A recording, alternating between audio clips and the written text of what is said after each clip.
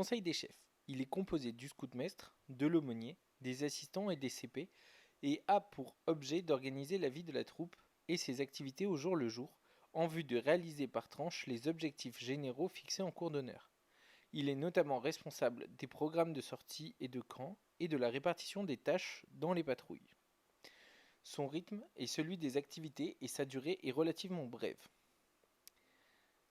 Les échanges ou les critiques qui concernent la personnalité des uns ou des autres sont confidentiels. Il n'est pas rare que les conseils des chefs où doivent se prendre des décisions d'une certaine importance soient présidés par un chef de patrouille. Le père Sevin disait: si dans beaucoup d'œuvres les jeunes conseillers ne croient pas assez à leur rôle, c'est qu'ils ont trop souvent senti que leur autonomie est plus apparente que réelle, que leurs votes ne sont qu'une formalité et qu'ils ne peuvent prendre en définitive que les résolutions déjà arrêtées in petto par leur directeur ou leur président. Osez donc leur donner la réalité de l'initiative et de la responsabilité. Le conseil des chefs n'est pas un exercice de démolition des idées du chef ou des propositions des chefs de patrouille. On n'a pas à y reconstruire le monde ou à discuter de n'importe quoi, mais c'est un instrument de bon rendement qui demande avant tout la participation d'esprits positifs. Une manière de se lancer est de laisser les plus jeunes donner leur avis.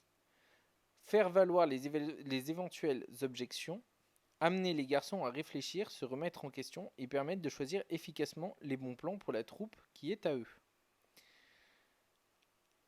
Le conseil des chefs traite des horaires et des programmes d'activité pour le trimestre, des tests ou épreuves que ces activités permettront de passer, par exemple répartition des missions entre les garçons en fonction des postes d'action, vérification des niveaux de compétences, utilisation complète du système des épreuves, de classe, de brevets, etc.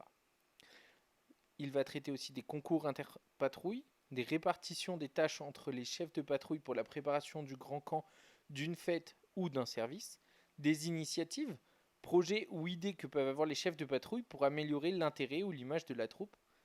Et très important, une fois les activités terminées, la critique de ce qui a été réalisé. Qu'est-ce qui a marché, qu'est-ce qui n'a pas marché, pourquoi, comment et surtout comment s'améliorer. Pour cela, le conseil des chefs se prépare. Tout le monde doit avoir crayon et carnet pour avoir les mêmes instructions et constituer le carnet de la troupe. Il faut établir un calendrier et gérer le temps, prévoir une durée et s'y tenir. Merci d'avoir écouté ce podcast. N'hésitez pas à laisser vos commentaires soit sous la vidéo, soit sur notre page Facebook. N'hésitez pas à nous dire si vous avez des remarques, des questions et des insultes. Et je vous dis à bientôt pour un nouveau podcast. Au revoir.